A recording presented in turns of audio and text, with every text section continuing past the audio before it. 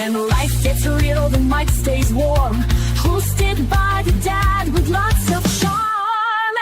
Insights are sharp and data's tight, Lance already and the joke's online.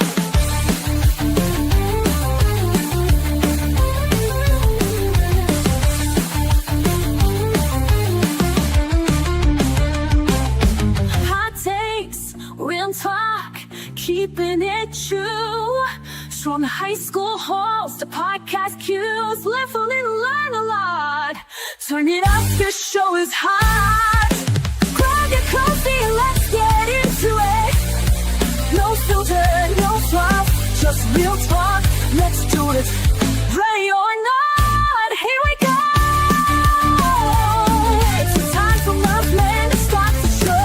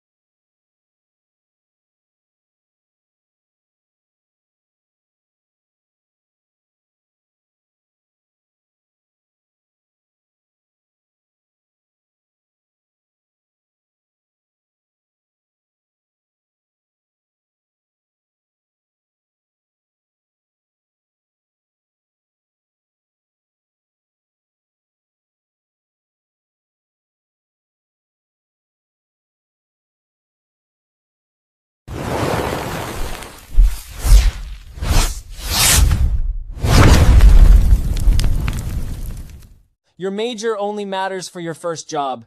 Welcome to Hot Takes with the Murph Man. Today, we are deconstructing the passion myth and showing you how to pick an undergraduate program that actually pays off. Most students choose a program because it sounds good on paper, only to realize later they've built a career they hate. The fuse is lit. Murph Man, take the mic.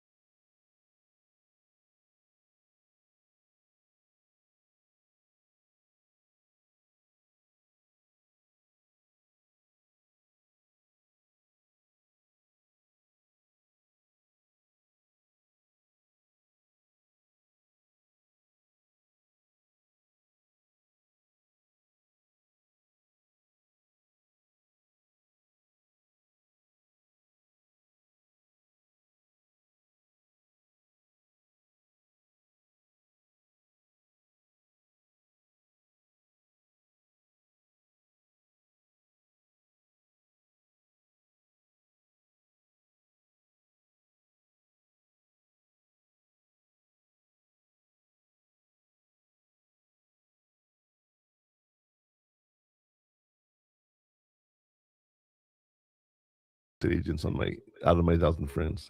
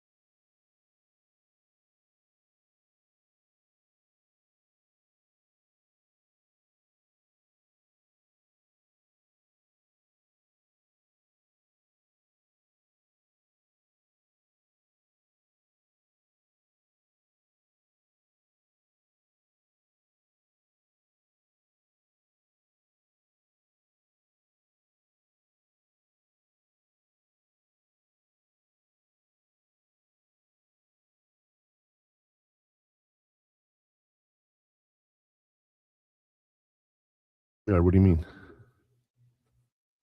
You were muted this whole time. How am I muted? I don't know. I wasn't even on StreamYard. Okay. You had me muted over there? On what? StreamYard? No. Yeah. I don't know. I wasn't even on it. Am I still muted? No. I'm muted now? No. Okay. You're the one controlling StreamYard for microphones. How? I'm a guest in the room. You're the one with the main room, so you're the one controlling the sound. Sorry about this. Okay. Technical difficulties that happen. Okay. Well, it's because I wasn't even on StreamYard. That's why. I was only on Split-Cam and Streamlabs. Okay, but I don't know. Well, for those of you who are coming in on Military Broadcast Radio, I'm so sorry. I apologize for that. I don't know what happened, right? But we'll just. It's all good. It happened. That's one reason we keep it recorded. Yeah. We have our backups of backups of backups. You want to turn it down a little bit or Turn it down? the tablet? It's on mute. What do you mean it's on mute? Whatever you did changed. Yeah, I unmuted you. Turn off the monitor on that. What monitor? On Splitcam. It's off. It's been off. It's been off?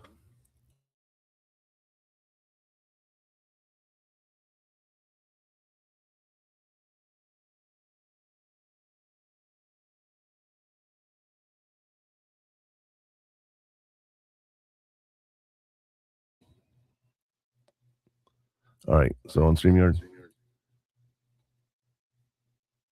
what's the speaker? Speaker on what? Oh, on the laptop, like hear it out. Yeah.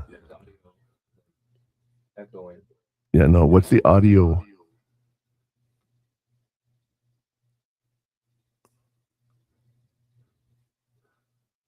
On StreamYard there. Us. Same thing. What's this channel? 1 and 2. Okay. Turn the volume down on the computer. Like how much? Just turn it down all the way. Not mute. So you hear me there. Okay. I know it's gonna be a little annoying. Are you okay with that? Yeah, that's fine. All right. You can't just turn it down, the volume on the tablet itself?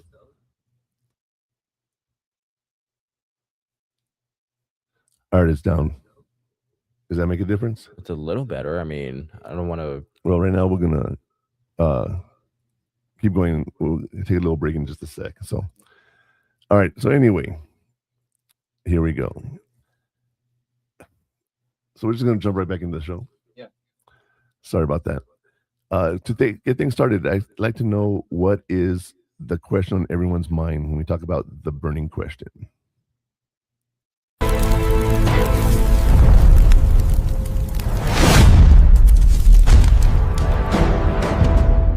Why your major is a launch pad, not a lock-in. Today's burning question looks at the strategy behind your degree. Here is today's burning question. What is the term for a secondary field of study that complements your major and adds a specialized layer to your resume? Is it A, a concentration, B, a minor, C, an elective track, D, dual enrollment? Ready to get things moving? Let us know what the flashpoint is, Murph man.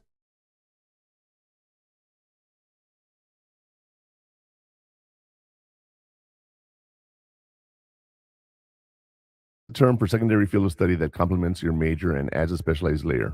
Any guesses? You have a concentration, a minor, an elective track, or a dual enrollment.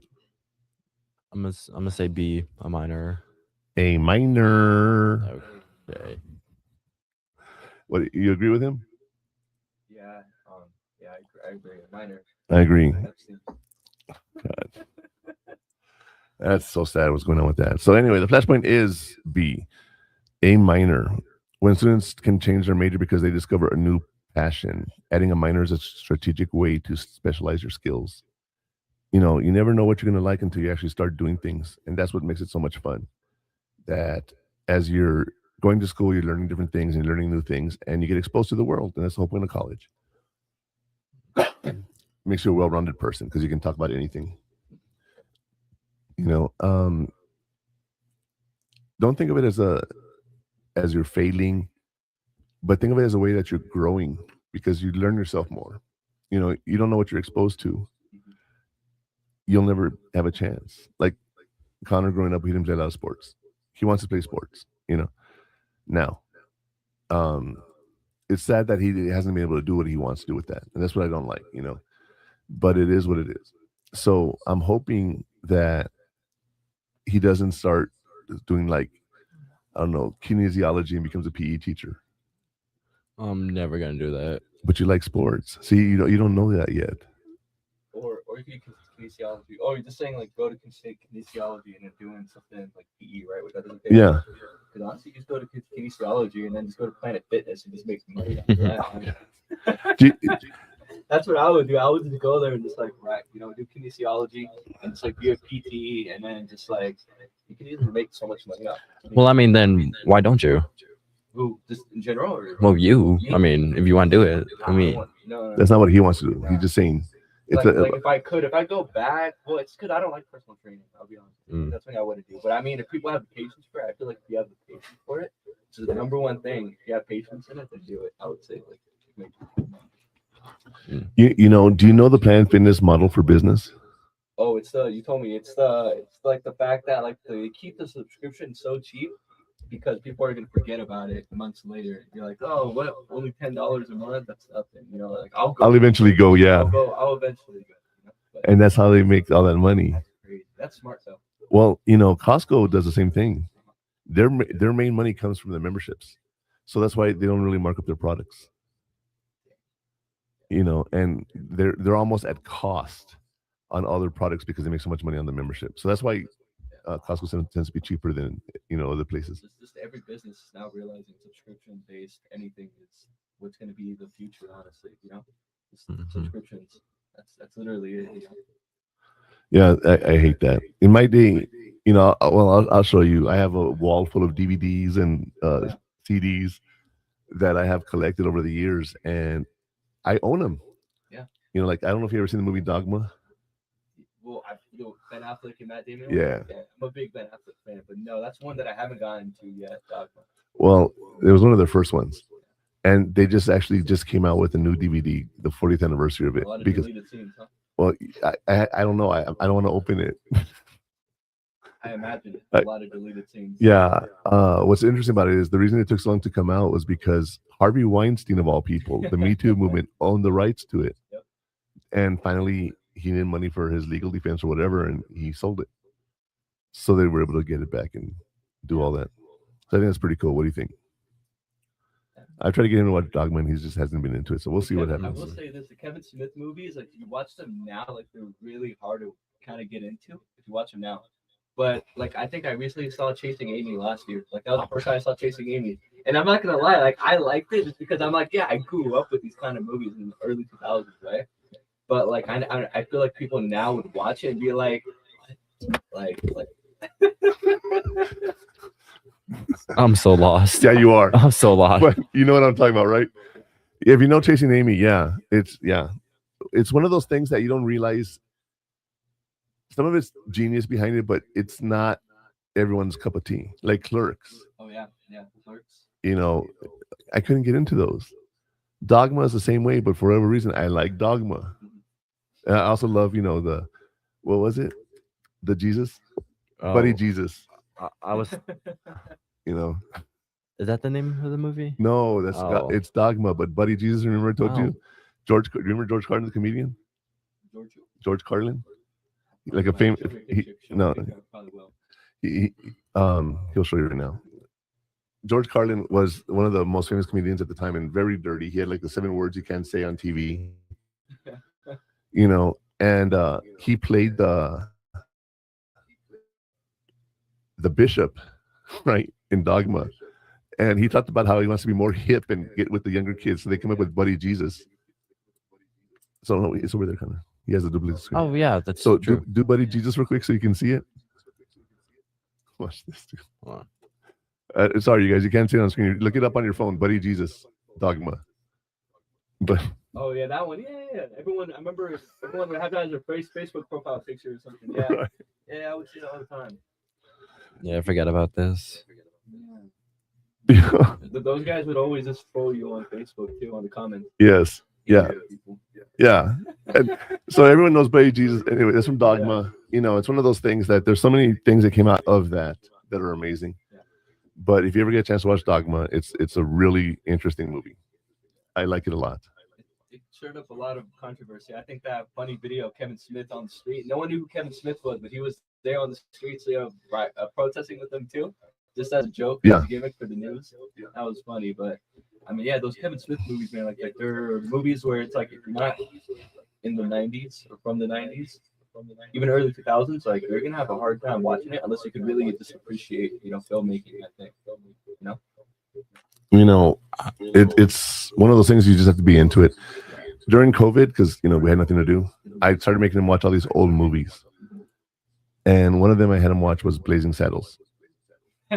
Oh yeah.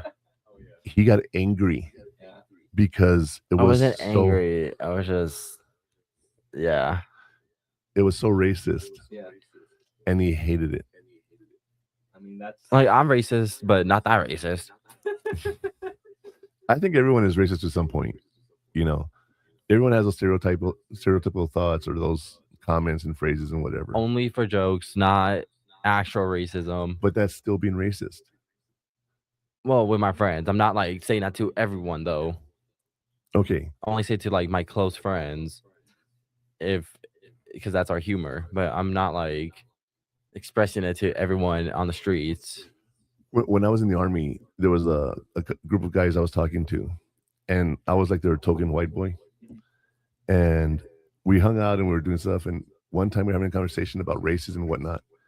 And this one guy said, "I hate being black." And he looked at me and says, "You can never understand what it means to be black." And I said, "You're right, I can't. But I'm going to tell you something. You're one of the purest brothers I've ever met." He was so dark-skinned. And I said, "You're like blue. You're so dark."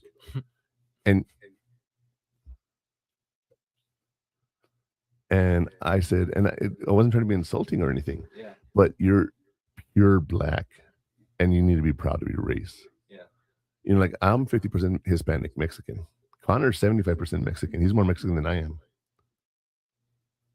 Right? What? Oh, you're so dark. You're blue.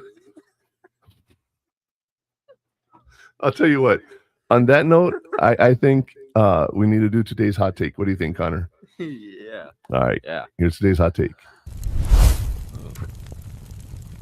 Stop picking majors based on prestige alone. Today's hot take is that a major isn't a life sentence, it's a launch pad. The smartest students don't just pick a subject they like, they pick a set of skills the world is actually willing to pay for. If you don't treat your major like a business investment, you're just paying for an expensive hobby. Murph man, what's the play?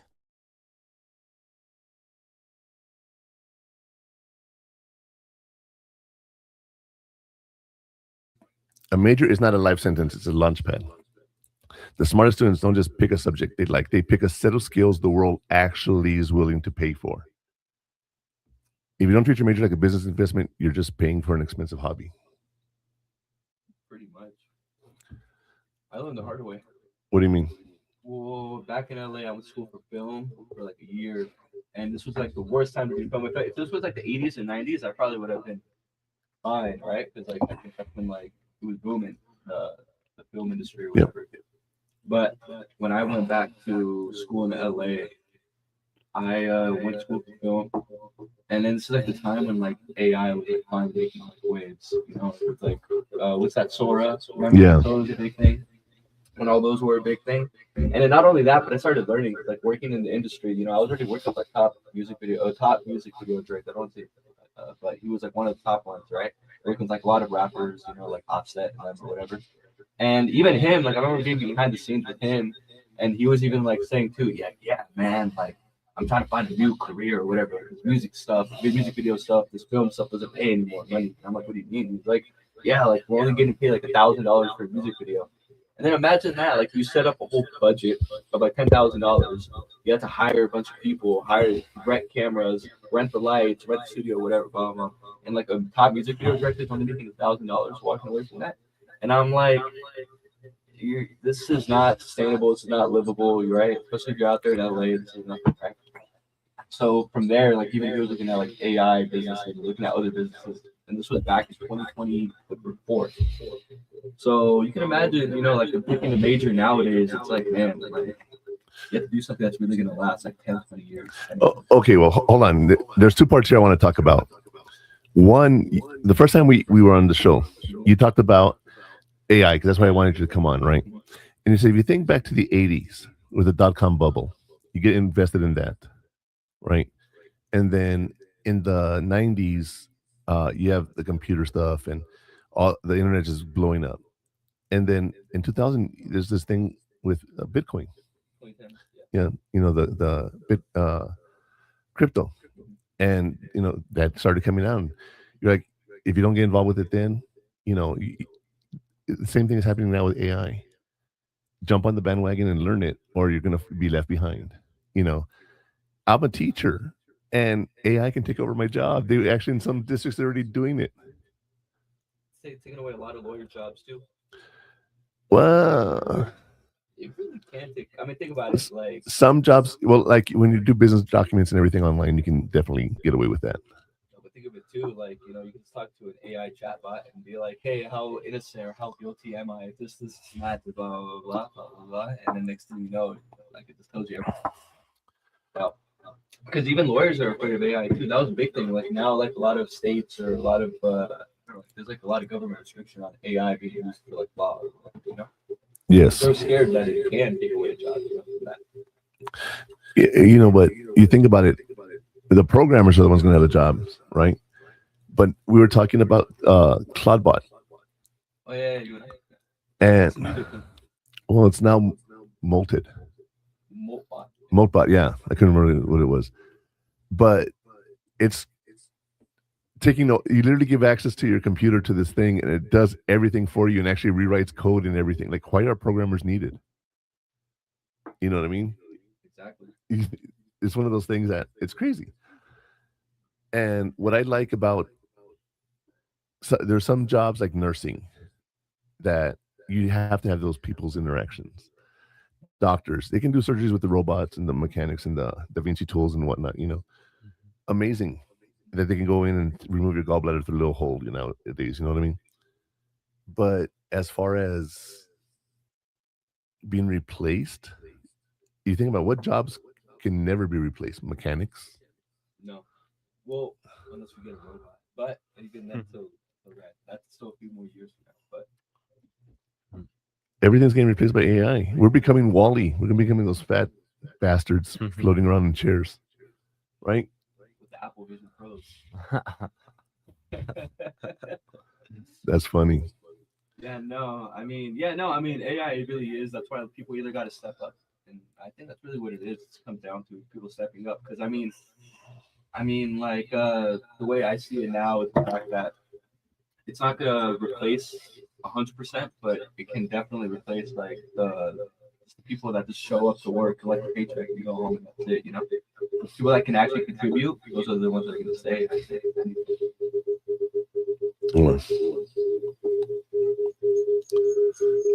What's happening? Oh. I don't know why the feedback was there, but I'll tell you what, let's take a break and let's see if we can figure this out. Connor, what do you think? You ready for a break? Yeah, sounds great. It's time for a break. Hot Takes with the Murph Man will return after these messages.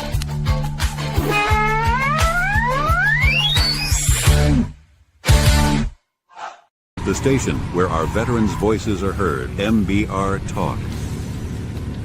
Find us on the web at nbradio.us. According to the VA's Suicide Data Report, an average of 22 veterans die by suicide every single day. This figure is a sobering reality and a crisis that demands our immediate attention and compassion. We must recognize and address the fact that every 24 hours, 22 veterans are losing their lives to suicide. The war doesn't always end when our veterans come home. The invisible wounds they carry, wounds that are real and heavy, require continuous support. No veteran should have to carry this burden alone. Many veterans experience stress and disconnection as they navigate life after service. But there is hope, there is help, and you are not alone in this fight. There's a vibrant community ready to support you, offering friendship, understanding, and shared experiences. You served your country, now let us serve you. Don't fight the toughest battle in silence. Your mission now is to reach out. Dial 988, then press 1.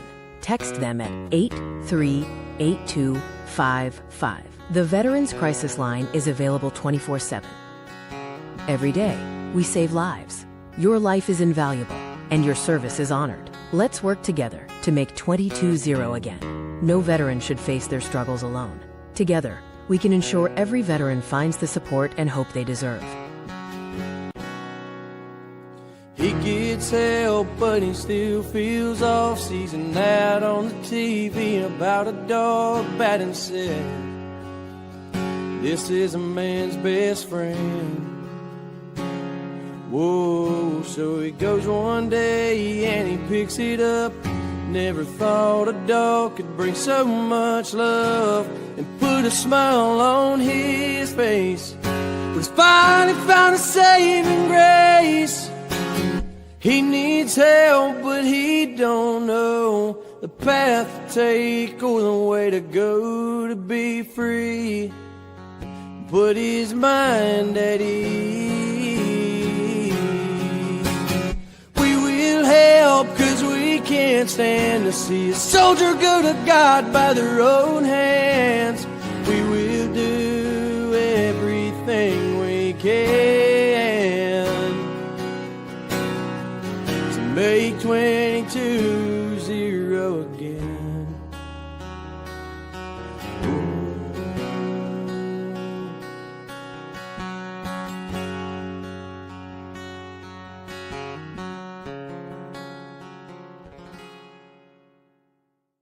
Before we get back to the show, I'd like to pause for something that matters. I was inspired by Ryan Spencer's song, Make 22-0 Again.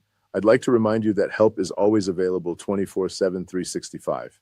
If you ever feel you need support or are in crisis, call 988 and press 1 or text 838255. There will always be someone ready to listen.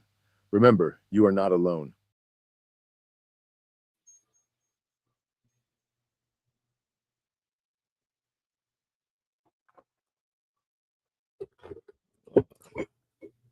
All right, we are back from break.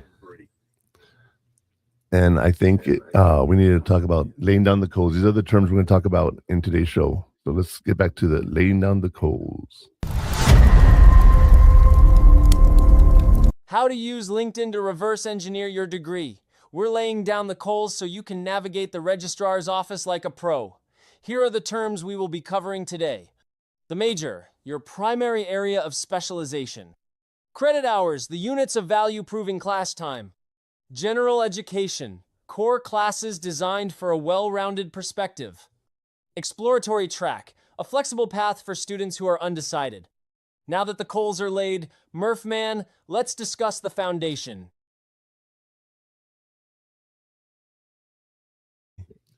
The major is your primary area of specialization, right? You have a major of your school studies are going to go there. Credit hours are the units of value proving class time. All right. General education, core classes designed for a well-rounded perspective. And that's what we talk about, the core classes like English, math, science, that, you know, you may not, like you're taking an English major, you want to be an English teacher. Why do I have to take chemistry? Because you might find out you actually like it. That's the whole point about doing that, you know. And then, of course, the exploratory track, a flexible path for students who are undecided. Now, what's interesting, I know we haven't talked about it ourselves, Javi, but there's a program. Hold on.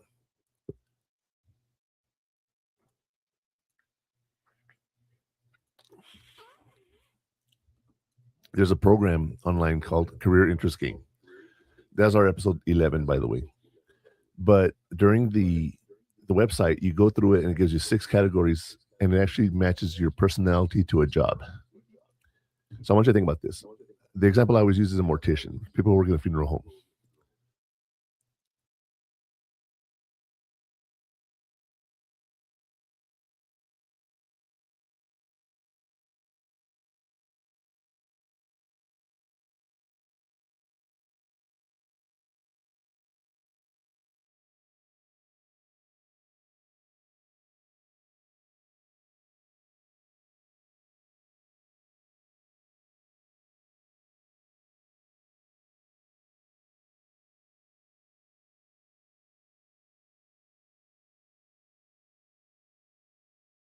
you can actually pick your 3 main categories to help you find a job to match your personality. Doesn't mean you're going to be good at doing it.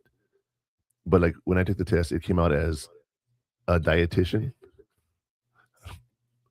Wrong thing for me. But a park ranger was one of the categories too. Teacher, consultant, counselor, there was a whole bunch. But I was like, park ranger?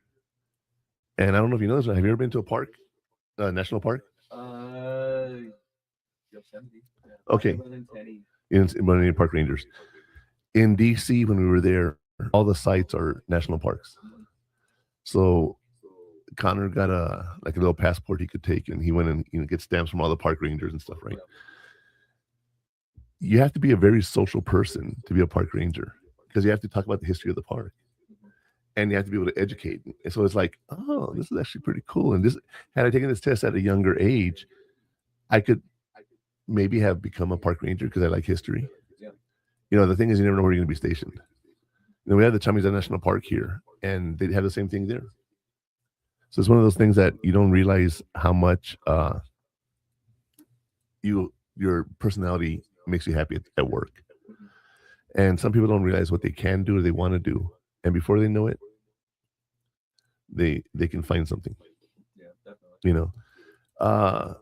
When we talk about this, Connor, and we talk about your school and everything, what are you considering changing to if you decide to change? Have you ever thought about that? No, I haven't decided to change into anything yet. You have an advantage. You had been doing 2 years of cybersecurity in school, so you sort of already know what it's about. Do you think you're going to be more of a programmer type or hardware type? Hardware. Hardware. I don't like programming at all. Have you ever seen the way IT's network systems are set up? No. When all the wire setups on the servers? Oh, well, yeah.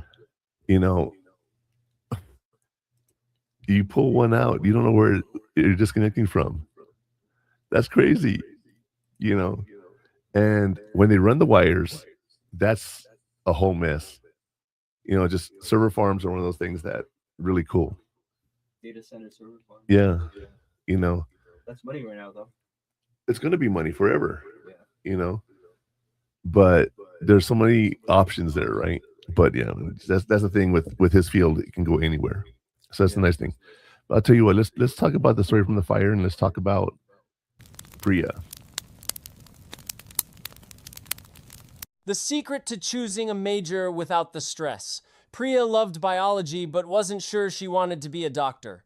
After shadowing a public health professional, she switched to health policy and found her sweet spot. It was science with a social impact.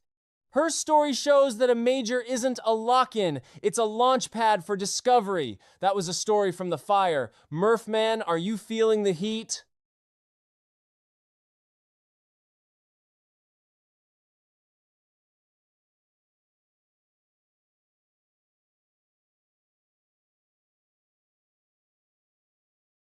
Biology.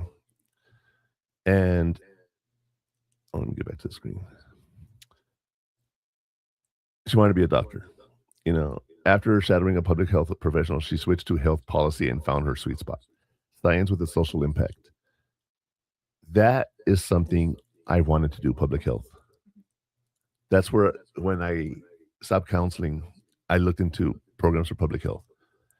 And I was like, this would be a really cool position. My love of science and my counseling position together, And with Priya, she found her social impact. And maybe it's not making as much as she would have as a doctor, but she has job satisfaction. And major isn't a lock-in, like I said, it's a launch pad. When you think about that, your career and everything can change, but it starts in college. Now, here's a question I have for both of you.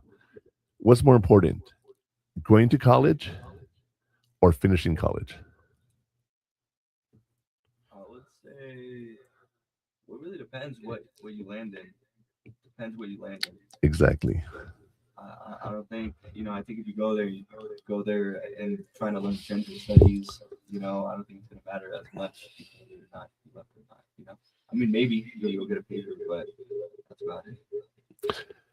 What do you think is the most important thing you get out of college besides some education? Honestly, this experience. The- The most important thing is the experience. You know, of meeting new people, connecting. You know, Networking. finding like-minded people. Finding people who are not like you as well. Think about that, because you're going to have different opinions. You're going to make friends that are from different countries that you've never had to discuss things with. Yeah. One of our first shows, we had Trina come into the show from the Philippines, and we were talking about her culture. And she was like, "How do you know so much about the culture?" I'm like, "Because I have an interest in Filipino women, you know." But there's also things like Filipino women. If you like, for example, let's say you and I go to Philippines, right? Passport rules. And we go to the Philippines and we meet a woman, right? And we live there for a few weeks, and we have to come back, and we'll come back in a couple months, and we hang out with her again, and whatever the case may be, right? Do you expect her to be faithful to you? I mean, no.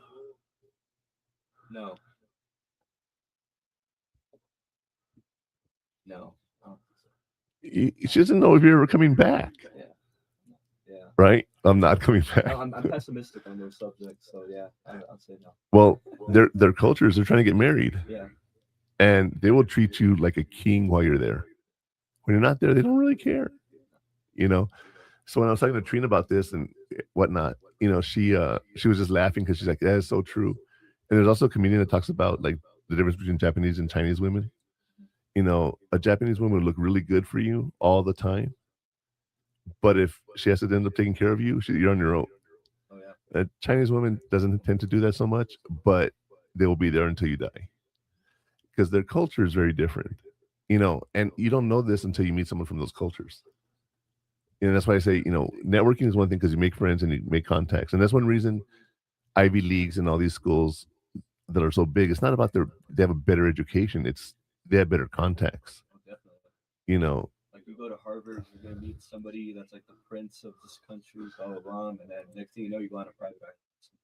Yeah. You have a really good story about the guy you like shadowed for like a month.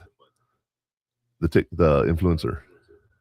Oh yeah, from Mexico, Latin American. Or no, he's not from Mexico. He's originally from Argentina, but he got really famous in Mexico. Yeah, Latin American guy. But that was in LA. But that was just off of me having a friend who was pretty much connected. But yeah, I met him. And how did you meet that friend? I met him in LA at one of the clubs. Just randomly. Yeah, well, it's because like because there was this guy. So I was in LA, and then there was this guy who's like really big in the Bay Area as a DJ, but he's not so big in LA. So I just DM'd him because we had mutuals, and I said, "Hey, I'm in LA now. I need this video guy, whatever." He's like, "Yeah, come through." So that's pretty much when then everything's connected with him, and then after that, that's when I met the guy who I got really cool with, my boy Stilo. That's pretty much how I got connected with him, and yeah, after that. So networking is giving you more opportunities than college has. 1,000%. Right. 1,000%. And I've told Connor, you're making friends, and make sure you pick good friends, right? While I was in the hospital, some of our friends came to visit him, and they're a trip. But they're also like, "Oh my God, his dad's here," and they're like, we got to behave a certain way. And I'm like, "No, you don't," not because I'm cool, but you just be yourself. Yeah. Be genuine. A lot of people try to change for other people, and I don't think that always works well. Not always. And that's what I love about this guy. He's very genuine, and he's a good-hearted person. Heart's not as good as it used to be, but it's still good. Hey. What's that supposed to mean? You just went to the hospital for 4 days of your heart. That's what I mean. Oh, well, yeah. And Connor, by the way, speaking of hearts, and you're wearing red, I'm wearing my red. St. Valentine's Day, bruh. Oh, yeah. Happy Valentine's, guys. Yeah. We're all single.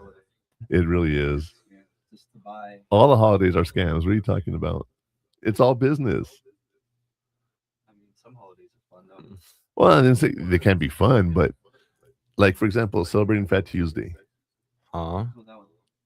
Oh, in Vegas. No. Well, in Vegas would be awesome, but Fat Tuesday is the day before Lent starts for the Catholic religion. So you have one day to party before you go into Lent. That's the whole point. Go blacking out, like Blackout Wednesday for Thanksgiving. Right? Yeah. And why that one? Because almost the entire country is off on Thanksgiving Day. So everyone goes out partying Wednesday night. Family comes in to visit and whatnot. I told you, like with your friends, if you want to go out with your friends, I have zero problem doing that. You know, don't worry about me, right? Yeah. So there's so many different things you can do, right? And networking is probably the most important thing that you can ever do. And I owe a lot of my networking to, well, basically nightlife, just going out. People always said, oh yeah, you know, like going out never does anything, blah blah blah, this and that. And I'm like, not true. Like, you know, that's how I met a lot. That's how I got connected. That's how I networked and everything. You know, just going out. You know, obviously stay good. You know, don't go out and cause a wreck or whatever. But you know, definitely go out, network, meet people. You know, and definitely, I would say the most important part is be genuine, but be overconfident. I would say that's the most important thing when it comes to networking. Being overconfident. At least that's what got me pretty. Well, the thing about overconfidence is, are you able to back up, walk the talk? That's what I'm saying. That you have to, you know what I mean? Because well, it really depends who you talk to. I feel like most of the time, being genuine gets really far.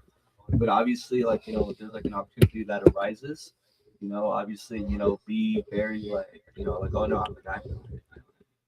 Really good. Like be overconfident, because like that's one thing I learned, because being overconfident, especially in those places or whatever, you just have to, like, you know, show people you're about it. Well, in my day job, one of our teachers left unexpectedly, and I took over her class. And my boss was like, I don't know if you noticed, but you're in her class. I said, yeah, I've noticed. I'm not even going to ask what happened. She's like, you're going to have to take over the class. That's my job. And, I just jumped in there. And she wrote me something to the effect of, it's so awesome that I'm able to just ask you to do something and have confidence you're going to get it done, no matter what it is. Because I'm that guy who's like, I can do it, raise my hand, right? Overconfidence, though, is something that happens. I've told you the story about EFMB, the expert medical badge, when I was in the Army. I went 3 times for it, okay? The first time I was barely moving in. I hadn't even had my furniture delivered to my house. My wife had to deal with that all by herself because I got sent to the field to do the test. I didn't really give a damn about that one. I don't really count that one. And then the second time, the expert medical badge is for those medics who want to excel. And I was a counselor. So I didn't have that medical training those medics had. And I learned how to be a combat medic. And during the training and everything, I was so confident I was going to pass. And the first thing I did was fail the IV. I forgot to connect the IV. Like most basic stuff. I was so confident, I just didn't take it serious. Now, the third time I went, I was acing everything. I literally was. They actually failed me on purpose just to get me out of there. They're like, you have to do 8 of 10 tests, for example, right? I've done 8, failed, 9 failed, 10. No, let me do them. They're like, as teachers, you're like, I don't want to examine someone I know is going to pass already. Like, you're good. It's like a NFL playoff team already making the playoffs. Well, not the Bills, but we make it. I know you make it. You just don't go any further than that. But when you already know you're going to be playing in the playoffs, what do you do those last 2 games, last game of the season? You slack it a little bit. Yeah. Why would you play them? Why would you risk it? Same thing with teachers. It's like, okay, you already passed. Just do the bare minimum, when you're evaluating people. So being overconfident sometimes can be a detriment to you. Because, like you said, you talk very big, but, can you walk it, back it up, that's a big part. I mean, because for me, being overconfident, especially in scenarios when it's like, oh shoot, like I'm I'm meeting this person, you know what I mean, or I'm networking with this person or whatever. That's really where you got to be very much I could do it. I'm your person. I'm not gonna fail, right? I would say that's really the most important thing, because I mean, think about how many other people they got letting, wanting an opportunity and everything. Yeah.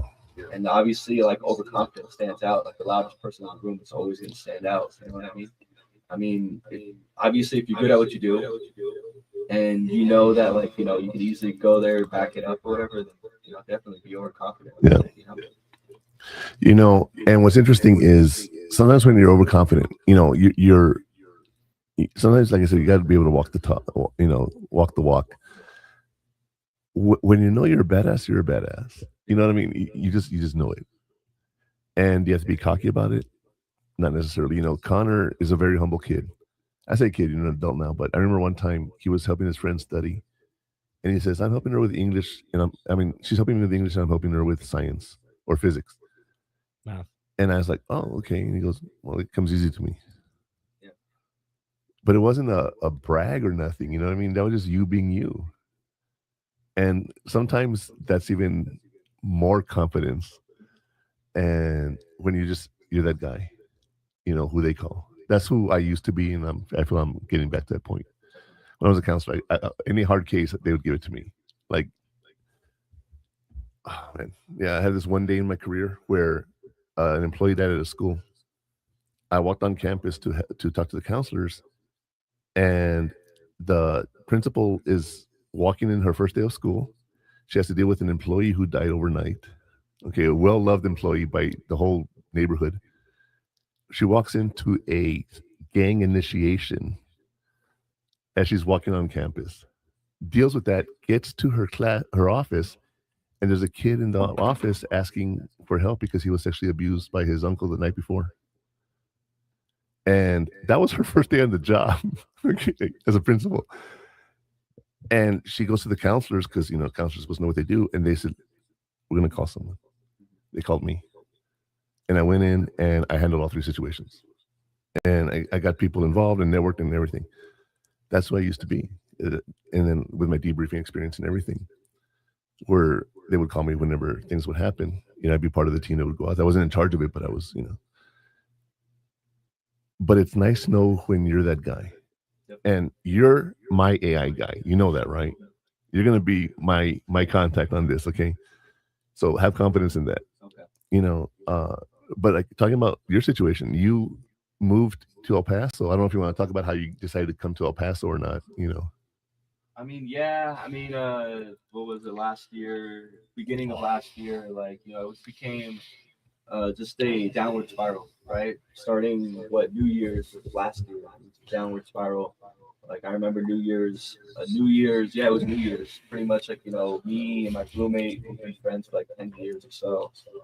Him and I have really started having like kind of a rift, and especially in New Year's is when it got like even worse because, you know, like he didn't want me carpooling with him anymore. Okay. You know, because I already had some issues of, you know, drinking, going crazy, you know, like, you know. Yeah. And he just got tired of it, you know, and he didn't want to carpool. And I like it, but like I need to go there, you know, we're to the club because, you know, I got video shoot out and get paid, you know. And then he's like, no, you know, this and that. Either way, it just ended, you know, with him not taking me eventually, right? No matter how many times I asked. Right. And then, you know, we met up at the club, whatever, boom, boom. And I'd stay quiet. Like, I didn't want to talk to him. Like, I was upset with him. So I already had that rift with him. And then after that, you know, I didn't even drink New Year's, honestly. That last 2 New Year's, I didn't even drink. But, you know, I think after that, me and another friend went to another spot. Boom, boom. Like, I'll get on with it. But, you know, long story short, for New Year's, like, you know, it was just bad. And then from there, like a week later, had another downward spiral. Had a big fallout with friends. You know, had a big fallout with another girl, with a girl too, who I was like seeing for like 3 months. But her and I, we knew each other for like almost a year. So long story short, like that was like the first time I ever like even felt anything, you know, like emotionally invested with anybody. So long story short, I had a fallout with her. I had a fallout with a big friend group. Fallout with a friend of 10 years. And then yeah, at that point I was lost. I didn't know what to do. So fast forward throughout that whole year, pretty much nothing changed. Really. I thought things changed, right? Like, you know, I thought I was going sober, going clean or whatever. But no, I would still be going out partying every Friday, Saturday. Like I just had to, right? Especially being there in LA, it's like everybody, that's all they do. Nobody wants to talk about business. Nobody wants to do anything productive. Just party, Friday, Saturday. And it kept going like that. And it's like, dang, is this really what my life is gonna be? You know? So I think it finally clicked and it hit me over summer last year. I think around August, September. I'm like, I need to move. I need to just focus on a business, on my business, just make money, honestly. Make money and just, you know, stay clean, do good, right? Go beyond like the Batman. And then pretty much that's when I was looking at my options. Because my original option was moving to Thailand for 3 months. Like, because that would have been cool. Hell yeah. Yeah, like you're just like in an apartment, like a high-rise apartment for like $1,000 a month. Yeah. Right? $1,000 a month, high-rise apartment. You know, like you don't know, like nobody looks American, nobody looks Hispanic over there. You know? Yeah. Like it's a whole new world. Like that's my favorite part about Thailand. And I was thinking about doing that, but then like I got hit with another opportunity here in El Paso. I'm like, oh well, I want to be spending as much money over here. I could just have a whole place and just I don't know anybody. That's like the best part. It's like, I don't know anybody. So that's what made me move to El Paso. Like I don't know anybody, and it's a life reset. You know what I mean? And it's who doesn't want it? Who doesn't want to reset? When things go really really bad. I appreciate sharing that story with us, Javi. The thing about that is you had confidence in yourself to just pick up and move, and I'm hoping things keep going well for you here, man. Oh man, I've been other than the time when we hung out, but yeah, I feel like that's only been like 2 or 3 times, where like I do drink, but like I don't. But like that's 3 times in the past like 4 months, 3 months, and that's not going over the rails, Okay, we were out 4 hours and you had 4 drinks. That's not drinking, bro. I had like 6. Well, maybe. Well, okay. I was going a bit crazy. Like I'm saying, I was going a bit crazy. I was going a little bit just for the drinking, but like no, it was nothing like I was like blacking out. No, yeah. Like driving or doing anything bad, like making a fool out of myself or whatever, Right. But definitely still since I moved out here, all I've been doing is gym, looking more into like this trying to build the business, scaling the business, and just working on newer things, that's more productive. And hey, what are we gonna do this weekend? But no, definitely I've been seeing a lot more improvement, especially in the gym. Right on. Especially on the physical part of things, and just even the mental side of things too.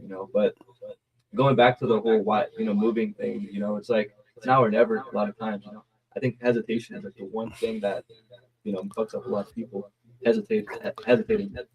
There's a book called Who Moved My Cheese. I don't know if you ever read it, but it talks about 4 characters in the book. There's Sniff and Scurry, the 2 little mice, and then Hem and Haw, which are 2 people stuck in a maze. Their cheese moves. They got to chase it down. And one of the lessons there was he went out into the maze, and Haw was able to laugh at himself. But what's interesting about it is he went out there scared and not knowing what was out there, and taking that leap, and eventually ended up a really good cheese station, right? Yeah. And because of that book, I opened up my whole career to working with kids, which is something I never thought I would ever do. People who knew me growing up were like, "Oh hell no, he'll never have kids. He'll never work with kids," and it just happened. And going out to the maze is probably the hardest step. That hesitation. That's why I can tell you one thing too about myself is the fact that which is also kind of screws me over sometimes too, is the fact that whenever I see something or whenever I see something or whatever, I hear about something, I'm always quick to just initiate. But the problem is the fact that we all get distracted by that shining out there. That's my biggest thing. That's why that's one is why I wanted to leave LA too, because I was surrounded by so many circles of people are telling me, oh hey, you should DJ and make music because you already know how to do all this stuff, you're good at it, blah blah. It's okay, but it's not gonna make me money. That's not something I want to do. I would do it, I would get distracted by it, try it, and move on to something else. And I think now that I moved out here, it's just giving me a clearer lane just to focus on one thing and just stick with it. That's the most important thing. 7 months ago, 8 months ago, when I started this podcast, I never thought I'd be where I am today. And with Tony and Stream 915, we'll open up that shop at the mall, and we're gonna have a radio station. We're gonna have a podcast studio. I'm like, wow, bro. I want to get on radio. I want to do a talk show on radio, and stuff like that. So if you do have that dream of becoming a DJ, there's a chance.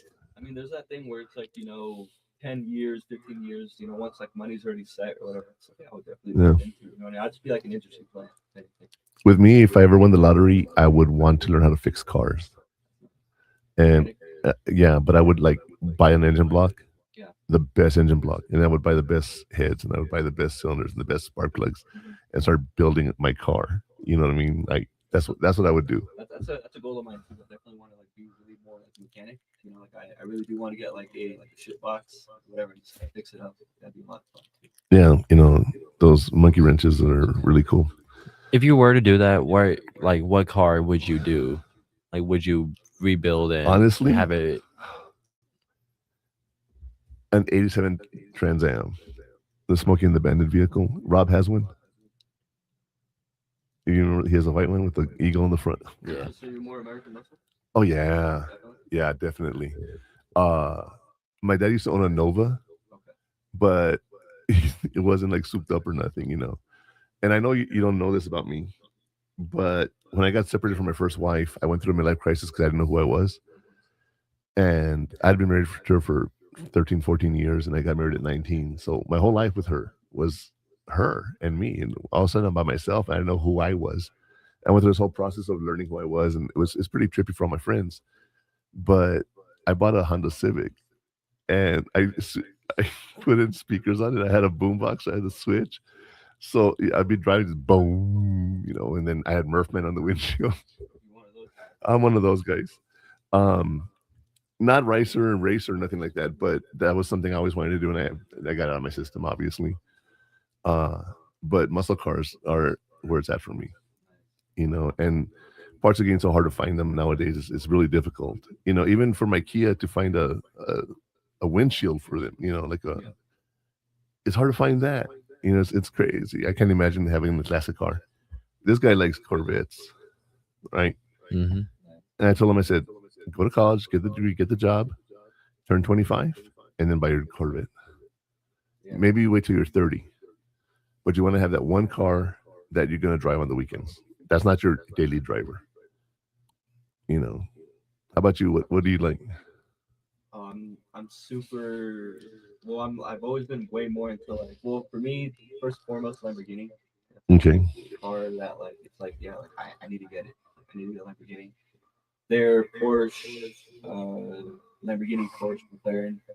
I like those types of cars, you know, Pagani, definitely those. But if I had to fix up a car, I would love to fix up like a shitbox WRX Subaru. Okay. I think those are really cool to like fix up or whatever. Yeah. I like just like you know luxury cars or whatever. But if I had to fix up, probably the Subaru WRX, just because you could really like fuck up those cars. I think that's really fun. You can do so much to it, man. Like I tell you, with my Honda Civic, it's like it was. No, hold on. It was just a regular EX. But let me tell you, I was gonna say, the guy tells me you want to buy an SI, and I'm like, no, because I'll be racing all over the place. And that's just I knew myself more than enough to say, don't get into that. But the SI was something that actually the guy who my wife tried cheating on me with was into racing. So I learned a lot about racing and stuff from him. And he talked about ghost cars and everything, you know. He didn't know me when I had my speaker, but when I told him that, he just looked at me like, "You?" Well, yeah, you know, pretty fun. What do you think? Yeah. But anyway, let's talk about some of those actionable steps we're going to be doing, so we can learn what we need to do by changing our major in today's heat map.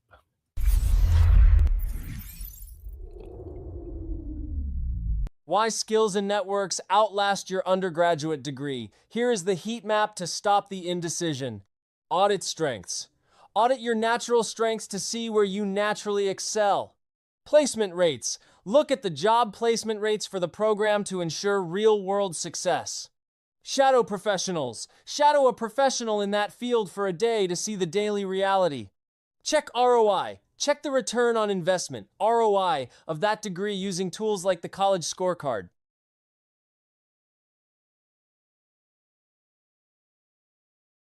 Oh, the heat map. That's the next part here that we're going to be talking about. The guide to picking up the right major in 4 strategic steps.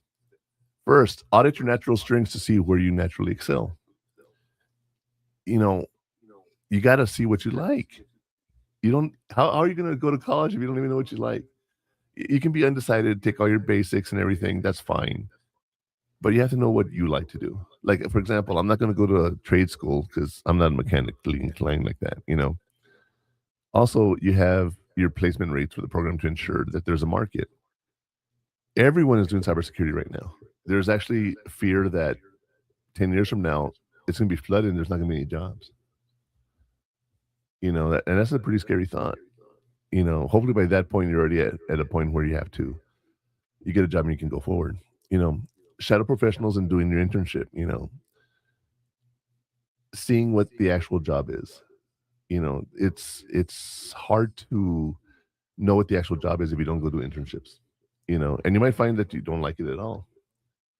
And of course, the ROI, the return of investment, you know, how much are you going to get back after you invest in that? Like becoming a doctor, are you going to make millions of dollars eventually? Yeah, but first couple of years is tough. A lawyer. How many people do you know that are lawyers that never passed the bar and they're personal injury lawyers? Right? Yeah, no, being a lawyer is like, man, you got to shoot for like those top firms, or else, it's like, dang, law school. It's like you're just working clinics and doing pro bono cases.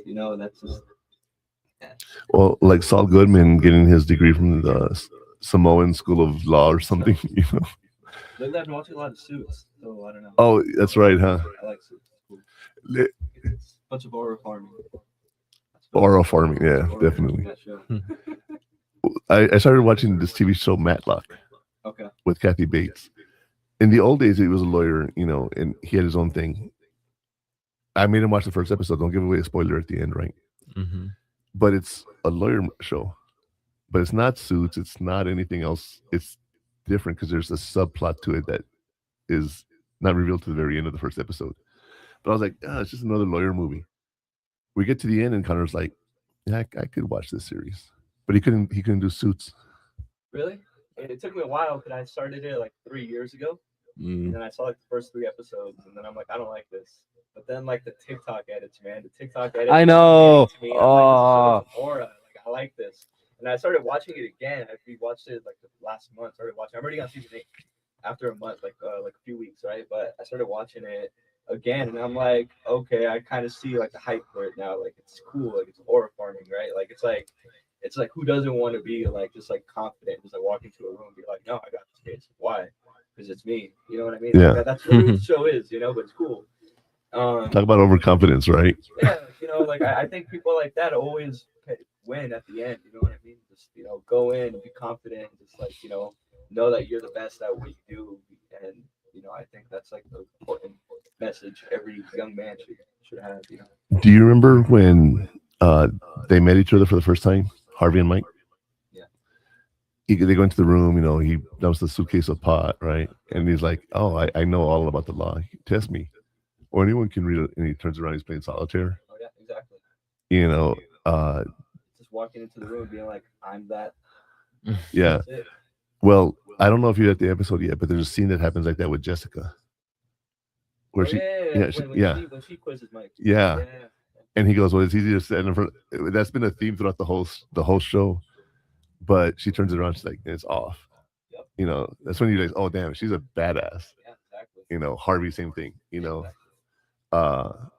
but it's just when you realize that about Jessica. They actually had a spinoff, and it's called Pearson. I've heard of it, yeah. It's all right. It actually started picking up, but I'm on season 8, season after Mike leaves. I told you 5 and 6 were like really funky. Peak. I think 5. Well, sorry. After 5 and 6, it gets funky. Yeah. Yeah. Well, season 7 is the one where Mike and Rachel get married. Yeah, but season 8 and 9 is, I think that's when it gets funky, right? 7 to 8 got a little weird, but it picks up end of 8 going into 9, and season 9 is just like, what? Really? Yeah. Like Breaking Bad. He won't do Breaking Bad either. They're too long. I can't. I want to get into Breaking Bad, dude. That's like the one show where I'm like, you know what? You get past season 1, and you get like, well, see, that's the thing. Everyone always like, oh, why did I get the first season, blah blah, right? But trust me, no TV show has beaten Breaking Bad. My opinion. Game of Thrones almost got there, and they fumbled that bag so hard. Well, Game of Thrones almost did. I haven't watched Walking Dead. We were talking about this the other day. I don't do those bandwagon stuff, Game of Thrones. What's the other one? Walking Dead. I didn't like Walking Dead that much. These first 2 seasons were good, but after that, it's dragged. And I tried getting him into Dexter. Okay. But I got like halfway. He got halfway to it, and he just never finished. I'm like, dude, you got to finish it. TV shows for me are hard to get into too. I'm not gonna lie. TV shows are so like hard for me to get into. But not gonna lie, like I said, TikTok edits of what saved is what made me want to watch Suits. Well, it got a revisal. No, not revisal. No. When it comes back, a revival. Yeah, it's a revival. I was right. Okay, because of TikTok and all the edits and everything, Yeah, the edits is what made me go back and watch it. It's like, okay, what's the hype behind this? I need to see this. Yeah. But yeah, no, definitely. I think you definitely, because I think going back to like the OG topic about trying different things and seeing what we like, whatever. Definitely, you got to go into because I mean, there's a million things to get into now, especially with, like going online, doing whatever. But it's more important about like what you think you can be consistent with. I think being consistent is the most important thing when it comes to picking anything in life that you want to do. I mean, like what can you do consistently? What can you do every single day and just show up? Because showing up really is 90% of the work. It is. And I think I think that's the problem with a lot of people. A lot of people don't even try. Let's see what bugs people don't even try. Like I tell people about AI. Oh, what is it? And then I tell them, and then they're like, oh, yeah, no, I'm good. And it's like, how are you gonna say that when you haven't even tried?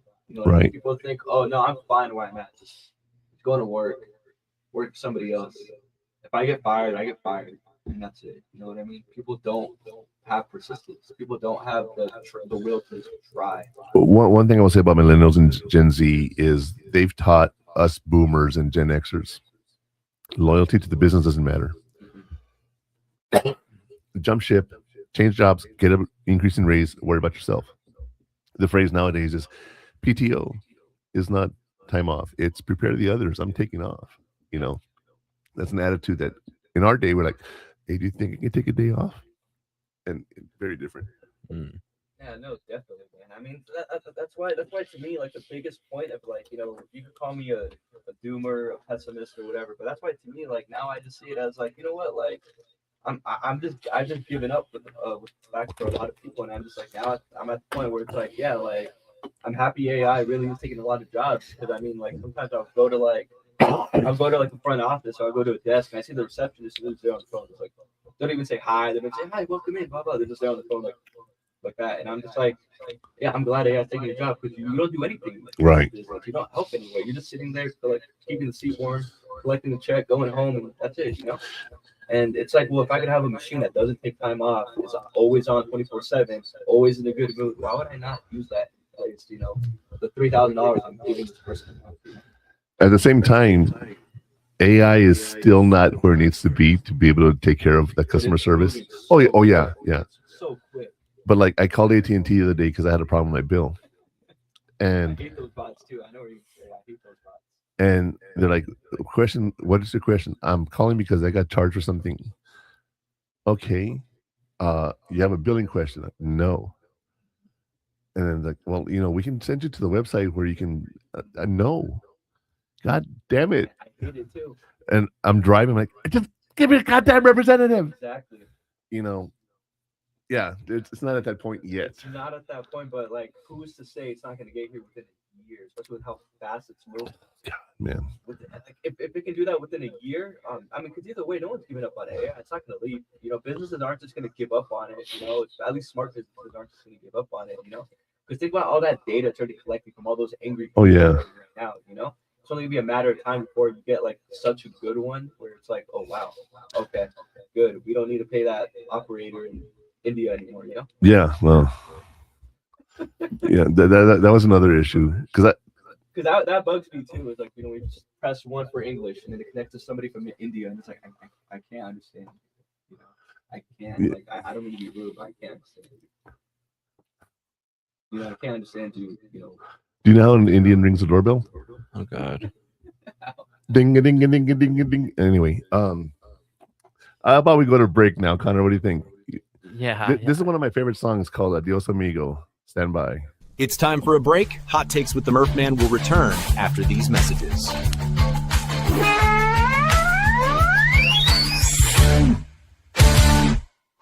The station where our veterans' voices are heard. MBR Talk. Hey, thanks for supporting our channel by watching and listening. Find us on the web at mbradio.net.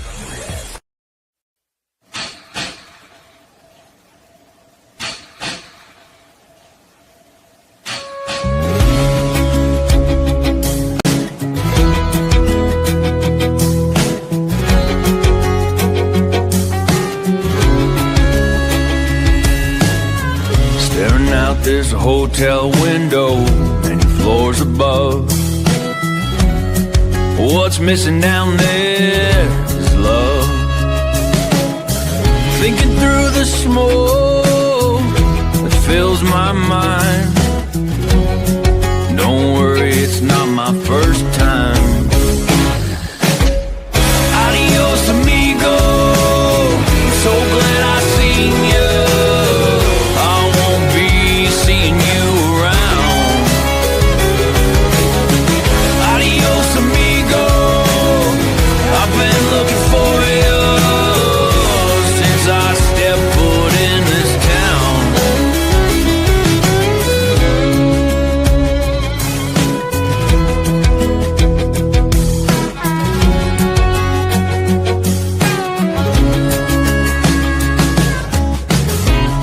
They say it's all inside, heaven and hell.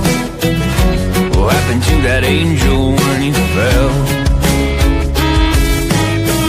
Give it just one try. Tell me you don't like it. Be God for a moment and don't despise it. Adios, amigo. So glad I seen you. I won't be seeing you around. Adios, amigo. I've been looking for you since I stepped foot in this town.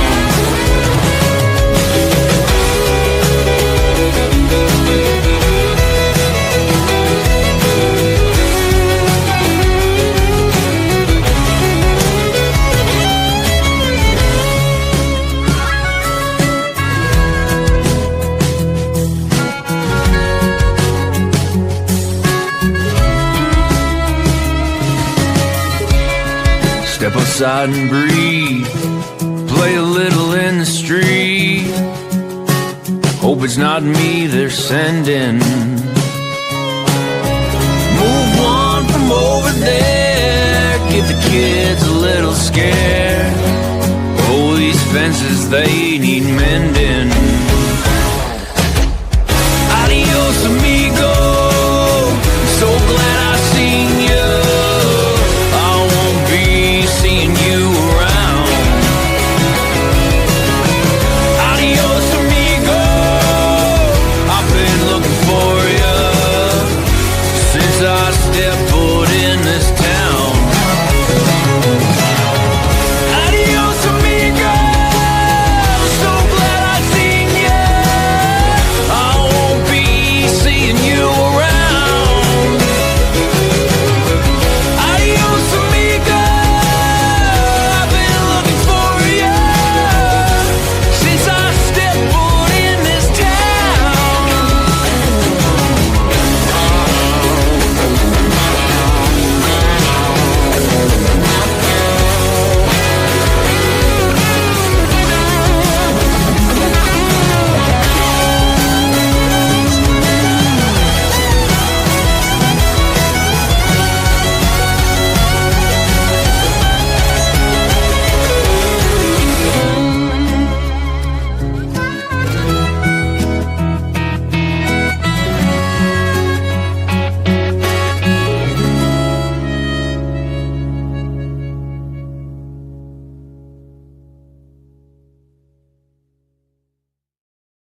Before we get back to the show, Hot Takes with the Murph Man streams live every Saturday at 12 p.m. Eastern with Military Broadcast Radio.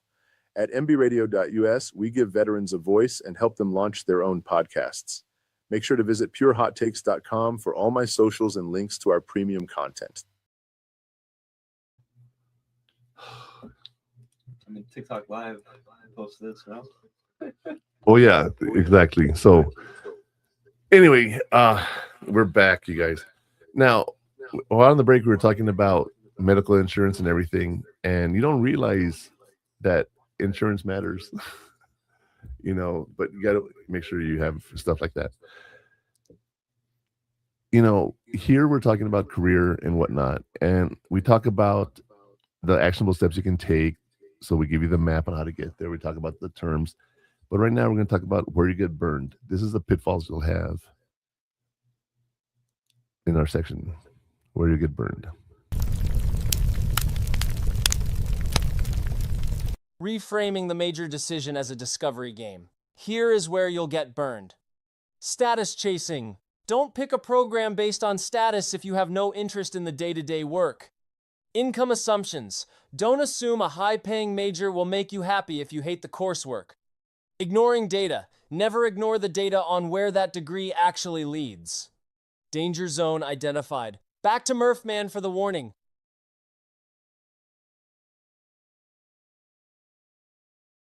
All right, so where will you get burned? Reframing the major decision is a discovery game. So let's talk about some of the things you're going to get burned on.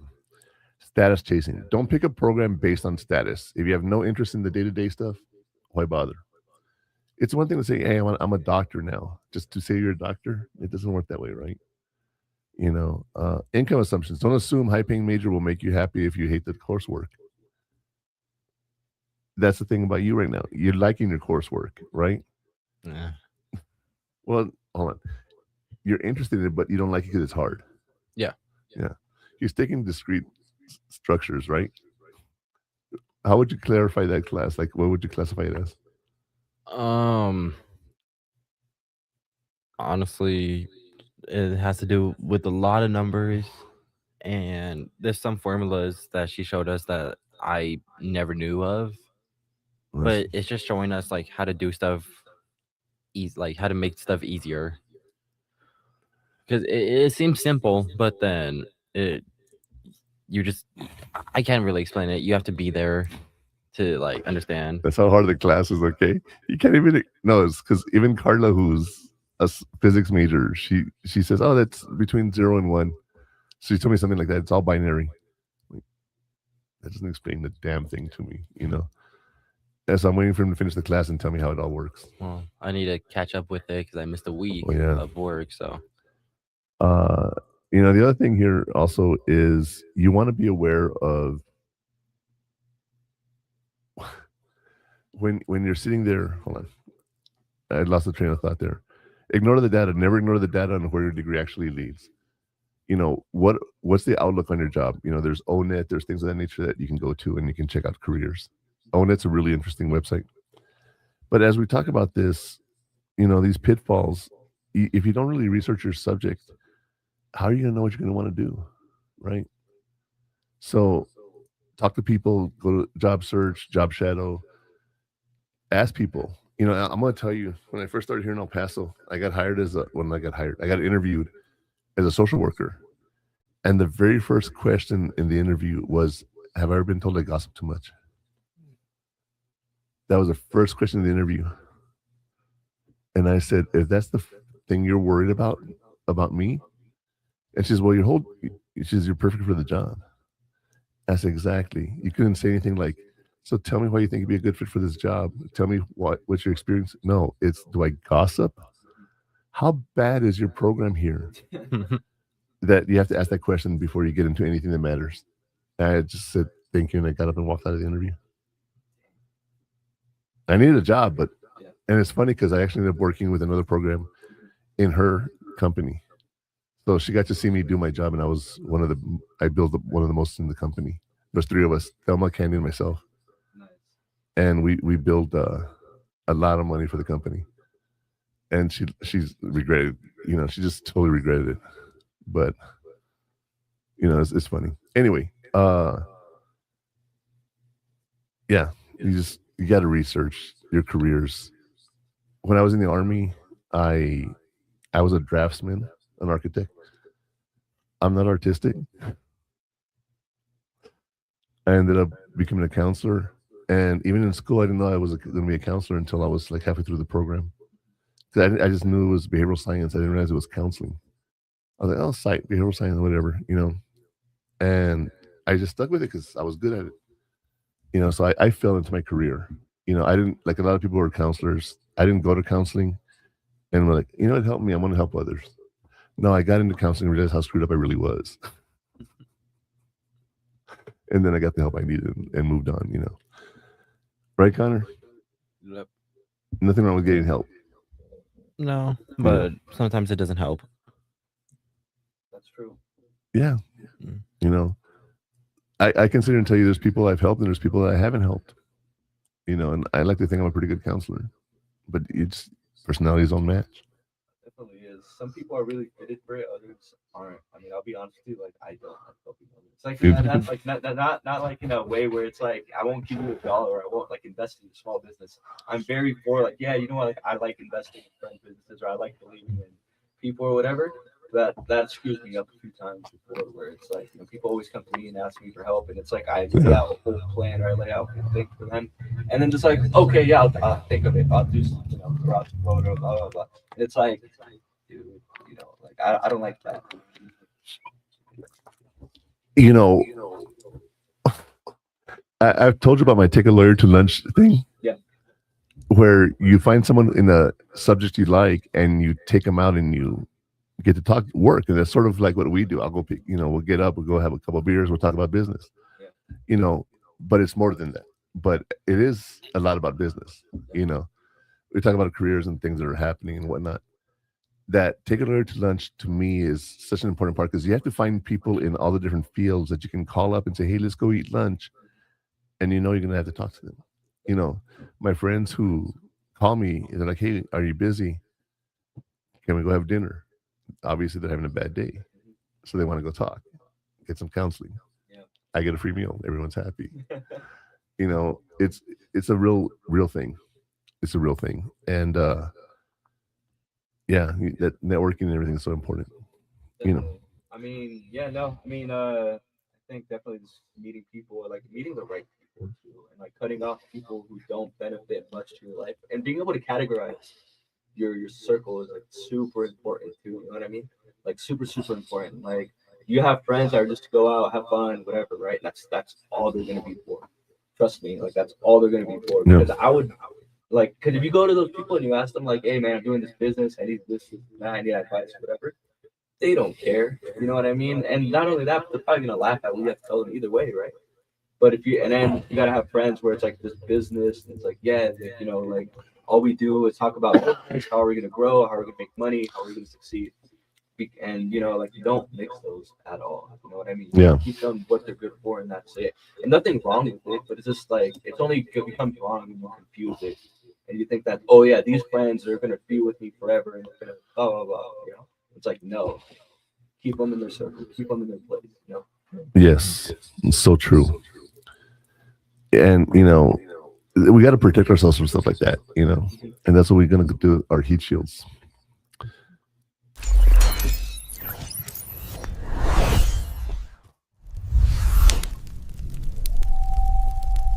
Exploring the jobs that actually align with your studies.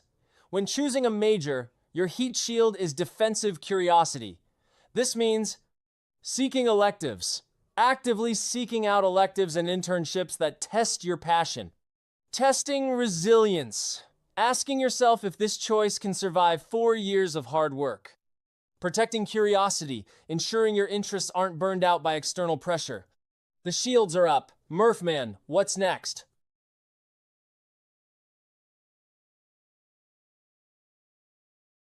Exploring our heat shields, the jobs that actually align with your studies. When choosing a major, it's defensive curiosity. What does that mean? Seeking electives.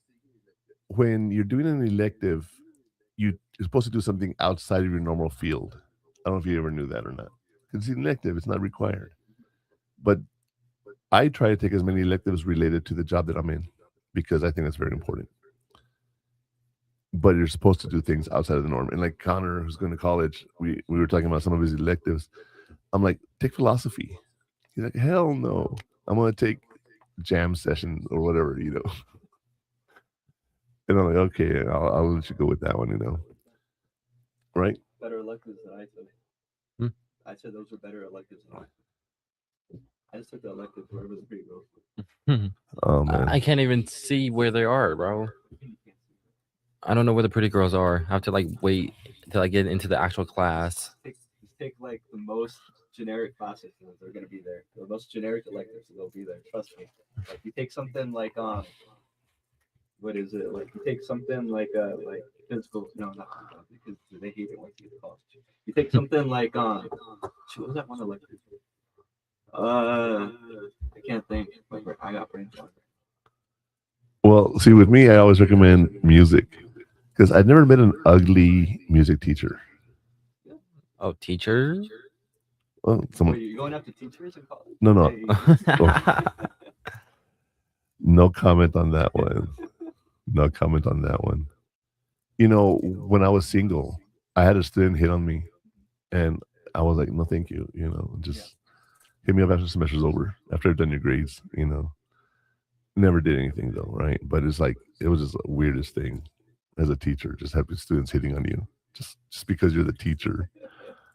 You know, it's crazy. I've made some good friends as teacher. You know, definitely like Paul and MILF. My club. No, MILF. No, it's a guy.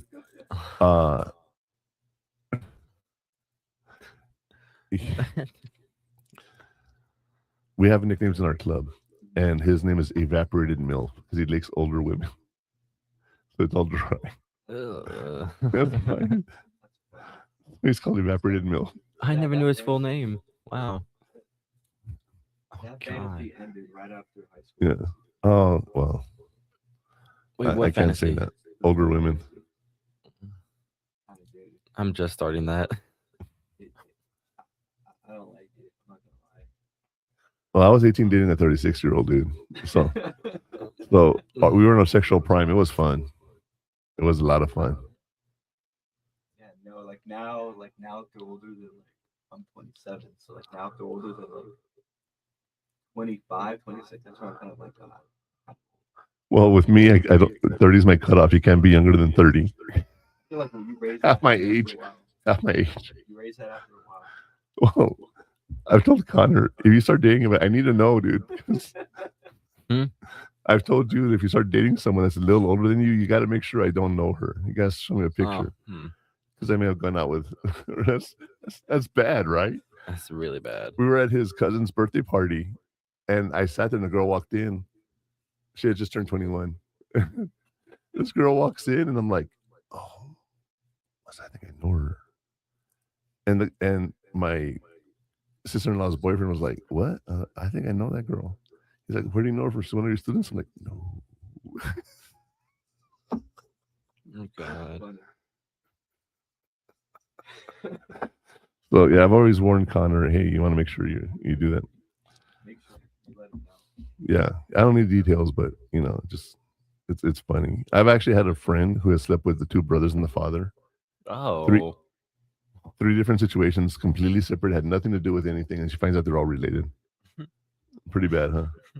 Anyway, the next thing, going back to this, is testing resilience. Asking yourself if this choice can survive 4 years of hard work. Starting, easy. Finishing, not so much. And of course, protecting your curiosity, ensuring your interests aren't burned out by external pressures. You want to be able to experience life and still enjoy what you're doing. You're smiling, you're thinking of something. No, it's because what you said earlier about starting strong. Yeah. Yeah. No, but definitely you got to think about what it's going to affect you in years. Yeah, because what's okay? I've told you several pieces of advice, okay? But what have I told you about relationships in general? Don't settle down young. Until? What, after college or? Yeah. Yeah. Why? No. You want me to be a hoe? Well, yeah, it's because going back to how you said, you got to try a lot of things before you become expert on things, right? So you got to date a lot of girls. No, it's because you know what I mean? my uncle's girlfriend, she told me, she was like, I don't want you to settle down. I want you to talk to a lot of girls. I want you to like meet a lot of people in college. I'm like, what? And this is when I was like dating someone in high school, and she was like, no, don't do that. Talk to a lot of people. I want you to be a hoe. I'm like, what? I'll be honest. Like, there's two options you really got. Only because I've seen this, right? So, like, I have a cousin who's been dating this girl for like 14 years already, right? And they're not even married yet, right? But like, I don't see them breaking. No one sees them breaking up, right? So I will say this: it's either like you get super lucky and you find like the one in high school, and then you grow old and do all that stuff, blah blah blah. Or like, unfortunately, it doesn't happen. It's like, dang, you just got to go through 100,000 or whatever, like however many girls until you find like the one and find what you like and what you don't like. You know what I mean? That's really it. You know what I mean? But yeah. You know, life hands you those two paths. Because trust me, once you get to 30 nowadays, it's either you settle with a single mom, or you got to get your passport and go to another country. Yeah. Or you just got to take disrespect. You know, that's really how it is now. Well, I'll tell you what, just put a pin in that. We're going to come back to that, okay? Because I think that's a conversation we need to have. But I'll tell you what, right now, we're going to reflect on what we talked about today in our section called The Afterburn.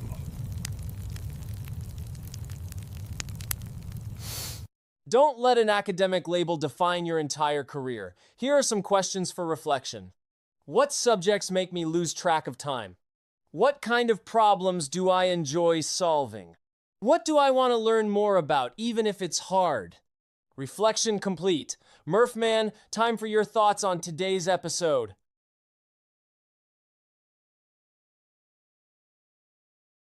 How slow this thing's All right, so the heat shields.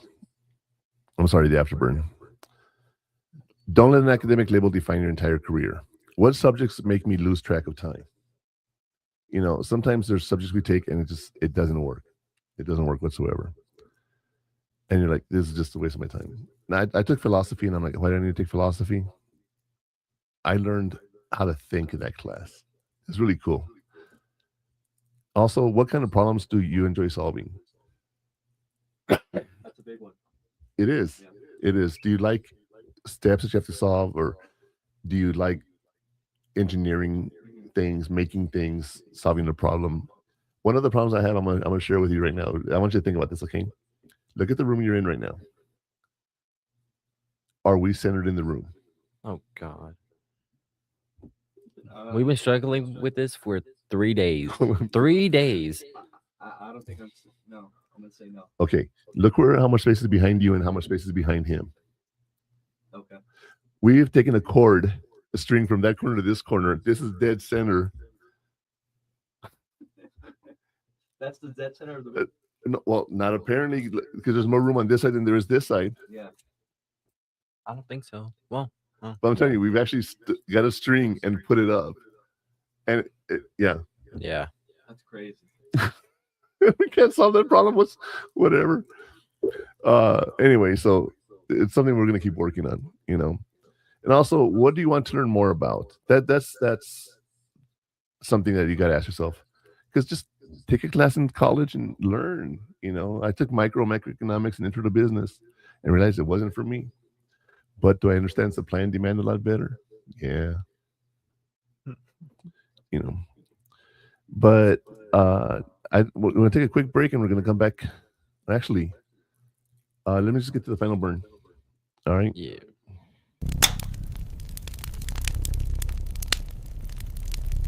Your major only matters for your first job. The secret that separates high-earning graduates from the rest is this strategy. They picked a major based on a future lifestyle, not a current interest.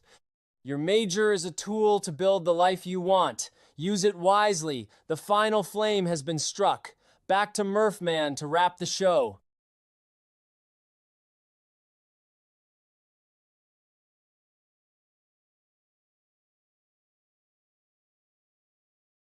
Statement. Your major only matters for your, because once you get into the field, it doesn't matter what your degree is. You're working based on your experience. So the degree just gets you your first job. Think about that. All right. The secret that separates high earning graduates from the rest is strategy. They pick the major based on future lifestyle. Okay. Not a current interest. So to be aware of that stuff. Your major is a tool to build the life you want and use it wisely. You know, I before I end the show, I want to thank Javi for coming on. I really appreciate it. Javi, Connor, again, wonderful show. Thank you very much. And you guys have a wonderful Valentine's Day. Right? Yeah, Valentine's Day, Valentine's weekend. I mean, or a bad one, but stay safe. Yeah, stay safe. Stay safe. Don't drink and drive. Don't drink and have sex. And don't have sex while driving. All three can lead to an accident. That's a wrap on this episode. If you're looking for more, you can find all the best clips from the show on our social media pages. For all the links and more information about what we talked about today, visit purehottakes.com. And if you want to watch the full replay or get access to our premium content, subscribe now at stream915.com. We appreciate you tuning in.